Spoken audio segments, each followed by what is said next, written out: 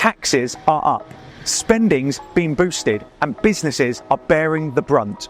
Here are the 5 things you need to know about Rachel Reeves' first budget and why it's a disaster for taxpayers. First up, let's talk about the crushing tax burden. Rachel Reeves' budget is on track to give Britain the highest tax burden in history, hitting a shocking 38% in just 2 years' time. Remember when Labour used to wail about high taxes? Clearly, that was just for show. In reality, they're setting us on a path that'll cripple workers, families and businesses alike. We're looking at a jaw-dropping £40 billion in tax rises.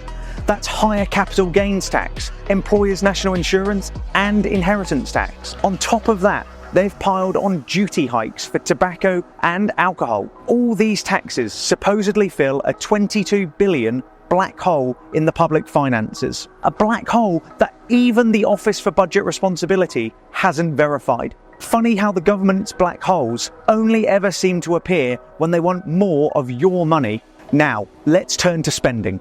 It's no secret that Labour loves to spend. But this time, we're talking about a colossal increase. By the end of this Parliament, public spending will still be gobbling up over 44% of national income.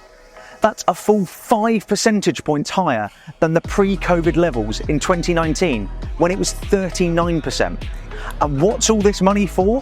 We were promised reform in the public sector and the NHS.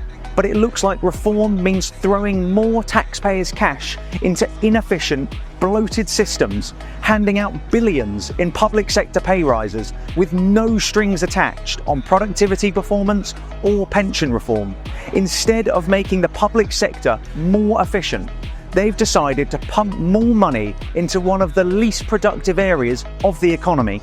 Real reform should mean savings and productivity growth, not skyrocketing spending. As if that wasn't enough, debt as a share of the economy is expected to reach new heights after Reeves announced plans to borrow nearly 20 billion more than expected this financial year.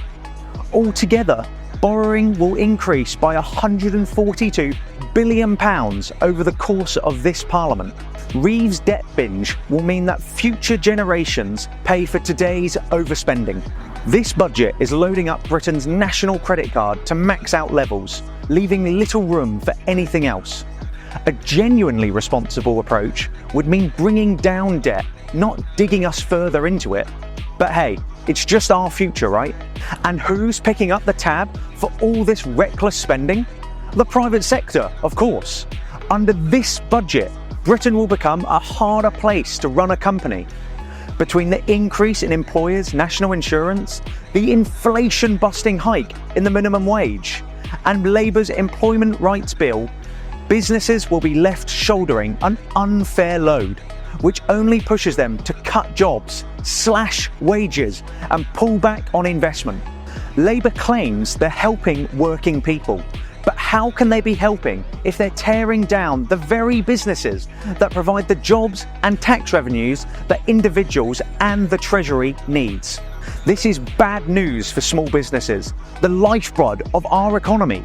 It's bad news for the local family-run shops and independent traders who'll find it harder than ever to stay afloat. And finally, we come to the root of it all: class war. Despite the polished rhetoric and middle ground positioning, Labour's budget is a throwback to the old school class warfare of tax and spend. Run a business? Want a pay rise? Own a farm you'd like to keep in the family? Well, too bad. Labour's out to punish ambition and success under the guise of taxing the wealthy. This isn't the Labour of moderation, it's the Labour of taking more and giving less. If you're sick of tax hikes, bloated spending and an anti-business agenda, join us at the Taxpayers Alliance. Let's make our voices heard and stand up for taxpayers and Britain.